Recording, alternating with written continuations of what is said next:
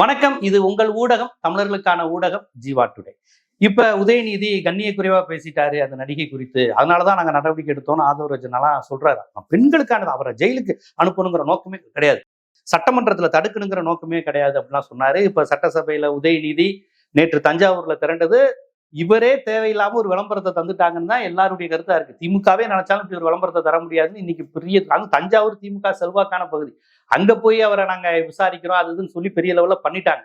ஒன்னே நைட்டு வந்துகிட்டு பெண்களை இழிவா பேசுறீங்க, கலைஞர் இழிவா பேசினாரு, ஸ்டாலின் இழிவா பேசினாருன்னு 60-70 வருஷமா என்னெல்லாம் நடந்துச்சுன்னு கண்ணாமண்ணான்னு பேசுறது, ஊடக விவாதங்களை இவங்கெல்லாம் பாலியல் ரீதியாவே பேசிட்டு இருக்கிறாங்க அப்படின்னு மாதிரிலாம் என்னென்னமோ சொல்லி பார்த்தாங்க. கடைசியில உதயநிதி விசாரணை அளித்தது, ஒரு நாள் முழுக்க இது பண்ணது, இதுக்கு கைதா அப்படிங்கிறது பொதுவான இதாயிருச்சு. இருந்தாலும் அவங்க என்ன சொல்றாங்க, பெண்களுக்கு எதிராக பேசிட்டாங்க, நாங்க சும்மா இருக்க மாட்டோம் அப்படின்னு தாவைக்காவினர் பேசுறப்ப பலர் உண்மையிலே பெண்களுக்கு எதிராக கண்ணிய குறைவா பேசினா நாங்க நடவடிக்கை எடுப்போம் அப்படிங்கிறது உண்மையா இருந்தா அப்ப இதற்கெல்லாம் என்ன சொல்றீங்கன்னு சில விஷயங்கள் எடுக்கிறாங்க. அதாவது பிஎன்எஸ் 196 பகைமையை தூண்டுதல், பொது அமைதிக்கு பங்கம் விளைவித்தல் அப்படிங்கிற கேஸும் உதயநிதி விதி போட்டிருக்கு. இதுல எங்க பொது அமைதிக்கு பங்கம் விளைவிக்குன்னு தெரியல. ஆனா இந்த கேஸ் யாருக்குன்னா அவங்க எடுத்து போட்டிருக்கிறாங்க ஆதவ அர்ஜுனா, நீ வா ரவுடி, யார் ரவுடியா, ரவுடித்தனம் பண்றியா, வரியா பாப்போன்னு அவர் பேசின ஒரு இதை எடுத்து போட்டு இங்க பாருங்க, இந்த மாதிரி பேசுனது யார், இந்த மாதிரி பேசுனது யார், ஆம்பளையா இருந்தா வா, ரவுடியா, யார் ரவுடி, ரவுடித்தனம் பண்றியா வரியா, இப்படின்னு பொது வழியில ரவுடித்தனம் பேசுனது யாரு. ஒரு முறை பாட்டில் எரிஞ்சப்ப திமுக காரன் தான் பண்ணிட்டான்னு சொல்லி உடனே பொது வழியில ப்ரொவோக் பண்ற மாதிரி பேசுனது யாரு. இதற்கு இந்த வழக்கு வராதா, பிஎன்எஸ் வராதா, இதற்கு இந்த பிஎன்எஸ் 196 பகைமையை தூண்டுதல் வராதா அப்படிங்கிற கேள்வி கேட்காங்க. அது மட்டும் இல்ல, நேபாளத்துல தூண்டுற மாதிரி அரசுக்கு எதிராக நீங்க கிளர்ச்சி பண்ணி அரசை இது பண்ணணும்னு சொல்லி ட்விட்டர்ல போட்டுட்டு அந்த இதை டெலிட் பண்ணது யாரு, அப்ப இதெல்லாம் அந்த செக்ஷன்ல வராதா அப்படிங்கிற கேள்வி வருது. ஏன்னு கேட்டீங்கன்னா, இவங்களுக்கு பழி வாங்குற நோக்கம் இல்ல, சட்டப்படி தான் செய்யறோம்னா சட்டப்படி இதுக்கு என்ன நடவடிக்கை அப்படிங்கிற கேள்வி வருது.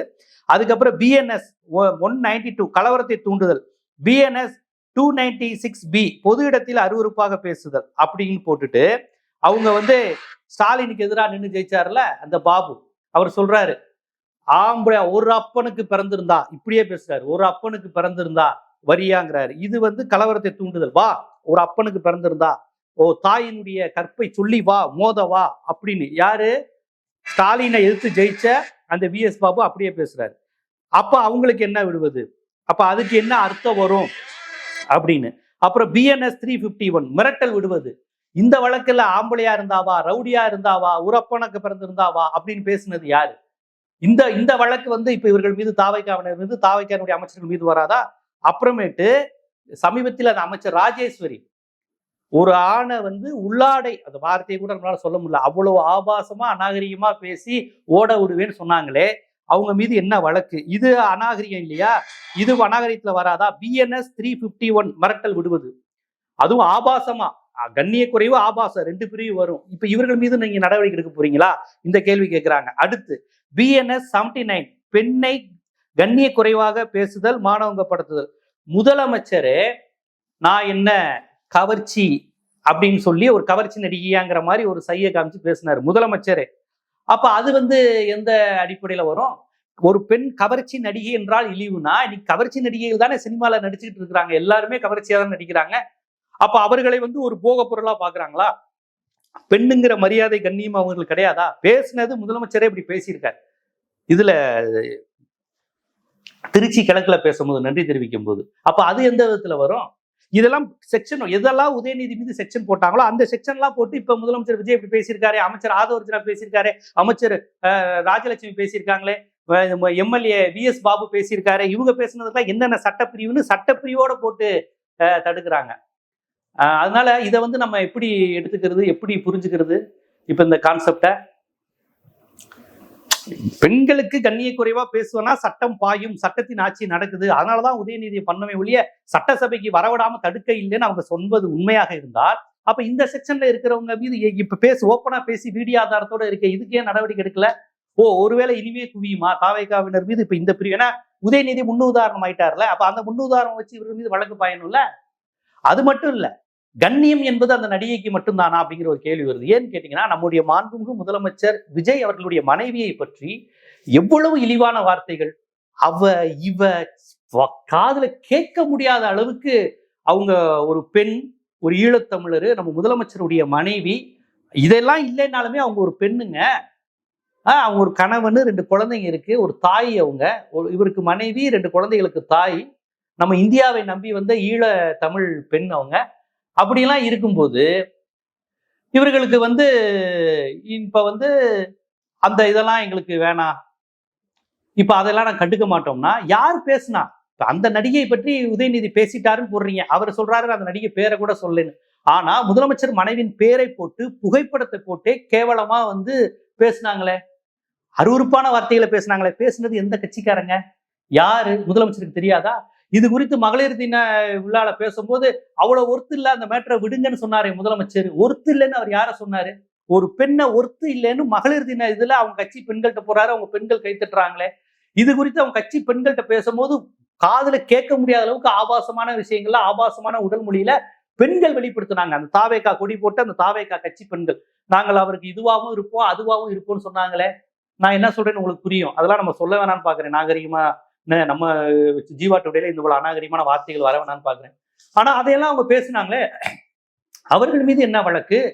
அவர்களிடம் பேசிய முதலமைச்சர், அமைச்சர் ஆதவ அர்ஜுனா, அமைச்சர் ராஜலட்சுமி, எம்எல்ஏ VS பாபு எல்லாருமே சட்டம் ஒழுங்கை சீர்குலைக்கும் விதமாக ரவுடி யார் ரவுடின்னு பாத்துருவோமா, தெம்பு தானி இருந்தா மோதி பாத்துருவோமா, நான் என்ன டேஸுக்கு, நான் என்ன மாக்கு, அந்த மாங்கிறது என்னன்னு உங்களுக்கு தெரியும் நினைக்கிறேன், என் வாயில நல்லா வந்துரும். இது சொன்னது யாரு? 4ஆம் தர 5ஆம் தர பேச்சாளர் முதலமைச்சர் ஆனதுக்கு அப்புறம் என் வாயில நல்லா வந்துரும். அந்த நல்லா வந்துருங்கிற இடத்துல என்ன வார்த்தையை போடுறது?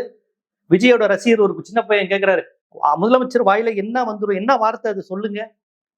அப்ப அது என்ன வார்த்தை?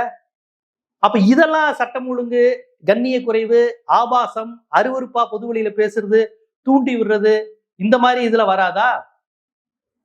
புரியல. இப்பங்க ஒரு நடிகைக்கு கண்ணிய குறைவா பேசினா கண்டிக்கணும், நானும் கண்டிக்கிறேன். நடிகை இல்ல, நடிகையோ எந்த ஒரு பெண்ணா இருந்தாலும், பணம் இருக்கிறவங்க இல்லாதவங்க, செல்வாக்குடையவங்க, தொழிலதிபர், நகைச்சுவை நடிகர், பெரிய ஹீரோயின், கவர்ச்சி நடிகை, எல்லாருக்கும் கண்ணியம் இருக்கு. ஆனா இதே கண்ணியம் தாவேகாவினர், அமைச்சர்கள், எம்எல்ஏக்கள், முதலமைச்சர் பேசும்போது அந்த கண்ணியம் வரணும்ல. அது ஏன் வரல? சார், நான் உதயநிதியை நீங்க பண்ணதை சரின்னே வச்சுக்குவோம் சார். இப்ப அதே சட்டங்களோட இவங்க மீது வழக்கு பாயுமாங்கிறதா என்னுடைய லே மேனா. நான் லா மேனா இல்ல, லே மேனா கேட்கிறேன் சார். இப்ப நீங்க சொன்ன அதே பிரிவுகளை எடுத்து ஆதவ அர்ஜுனா பேசுனது, ராஜேஸ்வரி பேசுனதெல்லாம் நான் சொல்லிட்டேன். ஆம்பளையா இருந்தாவா, ரவுடியா இருந்தாவா, ஒரு அப்பனுக்கு பிறந்திருந்தாவா, இதெல்லாம் அவங்க சொன்னது சார். வீடியோ ஆதாரத்தோட இருக்கு. உன்னை உள்ளாடையோட ஓட விடுவேன், ஒரு பெண் அமைச்சர் பேசின பேச்சு. நான் என்ன கவர்ச்சி நடிகையா, யார் பேசுனாங்கன்னு உங்களுக்கு தெரியும், என் வாயில நல்லா வந்துடும். இது எல்லாமே இவங்க பேசுனது. பெத்த தாயை விஜய்க்காக அடிப்பேன்னு சொன்னது, தேவைப்பட்டா நாங்க மனைவியா மாற தயாரா இருக்கோம்னு சொன்னது, இது எல்லாமே வீடியோ ஆதாரத்தோட இருக்கு சார். இவர்கள் மீது என்ன வழக்கு? இவர்களை கண்டிக்காதவர்கள் மீது என்ன வழக்கு? இதெல்லாம் தூண்டி விடாதா? இதெல்லாம் சமூக ஒழுங்கை கெடுக்காதா? ஒரு கண்ணியத்தை கெடுக்காதா? இதை பாக்குற குழந்தைங்க, பெண்கள், உதயநிதி பேசுனது இப்படி கண்ணிய குறைவா இருக்கே, குடும்பத்தில் உள்ளவங்க கேட்க முடியுமான்னு கேட்டா, இப்ப இதையெல்லாம் உட்காந்து குடும்பத்தில் உள்ளவங்க எல்லாம் கேட்டு ரசிக்கலாமா? இந்த வார்த்தைகளுக்கான அர்த்தத்தை குழந்தைகளுக்கு சொல்லி தரலாமா? அவர் வாயில என்ன வரும் தெரியுமா, என்ன வார்த்தை சொன்னாரு தெரியுமான்னு சொல்ல முடியுமா? இந்த ஜென்சி கிட்ஸே திரண்டு வாங்க ஸ்டாலின் வீட்டு முன்னாடின்னு சொன்னாங்களே, அது என்ன, எதை ப்ரொவோக் பண்ணி விடுறது? சின்ன பசங்க ஏதாவது செஞ்சா என்ன நடக்கும்? அதான் ஒரு பையன் சொல்றானே, எங்க அம்மா 1000 ரூபாய் பணம் வாங்குறதுக்காக அடிச்சு போட்டு வந்தேன்லாம் சொன்ன பைட் எல்லாம் பார்த்தோமே நம்ம. இப்ப அந்த மாதிரி பசங்கிட்ட போய் நில்லுங்கடா, அடிங்கடானா என்ன நடக்கும்? பொது வெளியில குறிப்பிட்ட பேரை சொல்லி, அரசியல் தலைவரை பேரை சொல்லி, ஒரு கட்சியை சொல்லி அடிங்க, உதங்க, பார்ப்போம், கிளர்ச்சி செய்யுங்க அப்படிங்கிற மாதிரி பேசினா சட்டம் ஒழுங்கு கிட்டு போகாதா சார்? ஆம்பளையா இருந்தாவா, எதுவா இருந்தாலும் திமுக. அன்னைக்கு கண்ணாடி மீட்டிங்ல கண்ணாடி உடைஞ்சு, அதுக்கப்புறம் அந்த விசாரணை என்னாச்சுன்னு தெரியல. பாத்தீங்களா, திமுக காரங்க தான் அப்படி பண்ணிட்டாங்கன்னு. அதை கேட்டு போய் எவனா 4 திமுக காரங்க வீடு அல்லது கொடியை அடிச்சுன்னு இருக்குன்னா அது கலவரம் தானே சார்? அப்ப கலவரத்தை ஏற்படுத்தும் விதமா பேசுறது, சட்டம் ஒழுங்கை சீர்கெடுக்கும் விதமா பேசுவது, கண்ணிய குறைவா பேசுவது, இது எல்லாவற்றையும் தாவேக்கன்னு அவர் செஞ்சிருக்காங்களே, அவங்க மீது ஏன் எந்த வழக்கும் பாயல? இப்ப கூட அது ஏன் வருது? நீங்க உதயநிதி மீது இந்த வழக்குகள்லாம் போட்டு, உதயநிதி பேசுனதுல 2 கலவரம் வந்துருமா, 2 இனக்குழு கலவரம், 2 இருதரப்பாரிய மோதல், கலவரம் பண்ற மாதிரி அப்படி என்ன வார்த்தை வந்து தெரியல. சரி, அப்படியெல்லாம் நீங்க போட்டிருக்கீங்க. ஆனா இப்ப இதே வழக்குகளை இப்ப நீங்க பேசுனது போட்டா என்ன ஆகுது? முதலமைச்சர் மனைவியின் குறித்து என்னென்ன சார் போட்டாங்க? உங்க கட்சியினுடைய ஐடி விங்ல இருந்து போட்டது, கட்சிக்காரங்க பொது வெளியில சொன்னது, முதலமைச்சர் மனைவியை நீங்க எப்படியெல்லாம் லிங்க் பண்ணி பேசுனீங்க, எவ்வளவு காது பூசுற மாதிரி பேசுனீங்க, ஏன் வழக்கு பாயல அவங்க மீது? சார் இதுவும் பெண் சார்ந்த விஷயம் தானே சார். முதலமைச்சர் மனைவினா அவங்களுக்கு கண்ணியம் இல்லையா? அப்ப சார் ஒரு 25 வருஷம் உங்களுக்கு மனைவியா இருந்திருக்காங்க, 2 குழந்தைக்கு தாய் சார், ஒரு கண்ணியமான ஒரு இடத்துல இருக்கக்கூடியவங்க.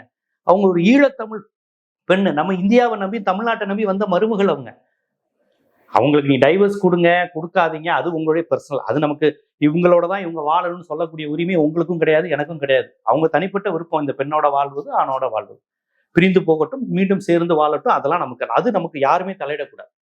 ஆனா ஒரு பெண்ணை பொது வழியில் விமர்சிப்பது சரியா? அதுவும் பெரிய அரசியல் ஆளுமைகள் இப்படி பேசுவது சரியா? தனது மனைவியை பத்தியே, முதலமைச்சர் மனைவியை பத்தியே பேசிவிட்டு அவர்களா சுதந்திரமா இருக்கிறாங்கன்னா அப்ப அது என்னது? அப்ப உதயநிதி மீது வழக்கு போட்டது, சட்டப்பிரிவுகள் பாய்ந்தது சரி என்றால் இதுவும் சரிதானே சார்? இப்ப அதுதான் சமூக வலைதளங்கள் முழுக்க வைரல் ஆகுது. ஆதவர்ஜுனா இப்படி பேசினாரு, சட்டம் ஒழுங்குக்கு இதாகுது, வன்முறையை தூண்டும் விதமாக, பொது அமைதிக்கு குந்தம் விளைக்கும் விதமாக, இன்னென்ன பிரிவு எதையெல்லாம் உதயநிதி போட்டீங்களோ அந்த பிரிவெல்லாம் போட்டு இப்ப இது பேசுங்க அப்படின்னு இப்ப விஷயங்கள் வந்திருக்காங்க. சோ ஆதவர்ஜுனாவும் முதலமைச்சரும் பெண்கள் கண்ணிய குறைவா யார் பேசினாலும் வழக்கு போடுவார்கள் அப்படிங்கிற அந்த விஷயம் உண்மையாகவே அதுக்குதான் அவங்க போட்டாங்கன்னா, இப்ப அவங்க பேசின லிஸ்ட்ல நான் சொன்ன அமைச்சர்கள்ல இருந்து எல்லார் மீதும் இந்த வழக்கு பாயுமா அப்படிங்கிற கேள்விதான் சமூக வலைதளங்கள்ல ரொம்ப ஒரு பிரதானமான முக்கியமான கேள்வியா இருக்கு. இந்த கேள்விகள் சரியா? நான் குறிப்பிட்ட சட்டப்பிரிவுகள் சரியா? ஒருவேளை இல்ல ஜீவா இந்த சட்டப்பிரிவுலாம் வராதுன்னா அப்ப உதயநிதிக்கு போட்ட சட்டப்பிரிவு சரியா? அந்த சட்டப்பிரிவுக்கு உதயநிதி பேசுனது பொருந்துமா, ஆதவர்ஜுனா பேசுனது பொருந்துமா, ராஜேஸ்வரி பேசுனது பொருந்துமா, VS பாபு பேசுனது பொருந்துமா? எல்லாத்தையும் ஒப்பிட்டு நீங்களே சொல்லுங்க. ஏன்னா நம்ம ஜீவா டுடேல வழக்கறிஞர்கள் நிறைய பேர் நம்ம ஆடியன்ஸ் அதிகம். சட்டப்பிரிவுல இதெல்லாம் நான் பேசுனது சரியா? இல்ல ஜீவா இதெல்லாம் அவங்க பேசுனதெல்லாம் ரொம்ப அமைதியை தூண்டி விட விதமா இருந்தது, சமூக நல்லிணக்கமா இருந்தது, சன்மார்க்க போதனமா வள்ளலாருடைய போதனைகளை பேசினாங்க அப்படின்னு நீங்க சொல்றீங்களா? எதுவா இருந்தாலும் ஆதாரத்தோட வீடியோ ஆதாரத்தோட போடுங்க. நான் பேசுனது எல்லாத்துக்குமே வீடியோ ஆதாரத்தோடய இருக்கு. இன்னும் சொல்ல போனா யாருமே ஆதாரம் கேட்க மாட்டீங்க, எல்லாருமே அதை கேட்டிருப்பீங்க. யாரு என்ன பேசினாங்கன்னு. நான் பேசுனது எல்லாமே உங்களுக்கு 2வது முறை கேட்கறது தான். இப்ப நான் எக்ஸ்ட்ரா என்ன சொல்லியிருக்கேன், நான் உதயநிதி மீது போட்ட அதே பிரிவுகள் இந்த அமைச்சர்கள் மீதும் எம்எல்ஏக்கள் மீதும் முதலமைச்சர் மீதுக்கும் வருமா? இல்ல அப்படி எதுவும் ஒரு இது இருக்கா? இவங்களுக்கு பிரிவிலேஜ் இருக்கா? அமைச்சர்கள் என்ன வேணாலும் பேசலாம், முதலமைச்சர் எம்எல்ஏக்கள் யாரை பத்தி வேணாலும் என்ன வேணாலும் பேசலாம், திமுக பத்தி எவ்வளவு இதா பேசினாலும் அதெல்லாம் அந்த லிஸ்ட்ல வராதுன்னு ஏதேனும் இருக்கா? சிவாஜி கிருஷ்ணமூர்த்தி கண்ணிய குறைவா பேசினாலும் தப்புனா இன்னைக்கு அமைச்சர் பேசினாலும் தப்பு தானே? அவங்க பேசினா வழக்கு பாயும், இவங்க பேசினா கண்டுக்காதுன்னு எப்படி இருக்கும்? சட்டம் எல்லாருக்கும் சமம் தானே? நான் என்ன கேட்கறேன், யார் பேசினாலும் நீங்க பண்ணுங்க. அது திமுகவோ அதிமுகவோ பாஜகவோ. நைனா நாயந்திரன் முத பேசினப்ப இவ்வளவு நீங்க பரபரக்கல. இதே நடிகை பேரை சொல்லியே சொன்னாங்க. இதுல அவர் பேர் கூட சொல்ல உதயநிதி, நைனா நாயந்திரன் பேரை சொல்லியே சொன்னாங்க. இவ்வளவு விஷயம் நடக்கவே இல்லை. ஆனா இப்ப மட்டும் இவ்வளவு 9 பிரிவுகள் 7 பிரிவுகள் கண்ணாமண்ணான்னு பாயுதுன்னா இதே பிரிவுகள் இதே வரையறையின்படி இவர்கள் பேசியதை எடுத்து போடும் போது அது பொருந்துதா இல்லையா? ஆடியன்ஸான நீங்க தான் இதுக்கு கமெண்ட்ல பதில் சொல்லணும். நான் பேசுனது என்ன, சட்டப்படி என்ன, நம்ம செஞ்சது அரசியலா, அவர்கள் செஞ்சது அரசியலா, நான் பேசுறது சட்ட ரீதியான விஷயமா, அவங்க பேசுறது சட்ட ரீதியான விஷயமா, எது சரிங்கிறத நீங்களே பின்னோட்டத்துல உங்களுடைய கருத்துக்களை பதிவு செய்யுங்க. இது போன்ற அரசியல், சமூகம், சினிமா, பொருளாதாரம், சட்டம் போன்ற பல்வேறு விழிப்புணர்வு காணொளிகள் உங்களை சேர்வதற்கு ஜீவா டுடே சேனலை சப்ஸ்கிரைப் பண்ணுங்க, ஆதரவு தாங்க. நன்றி.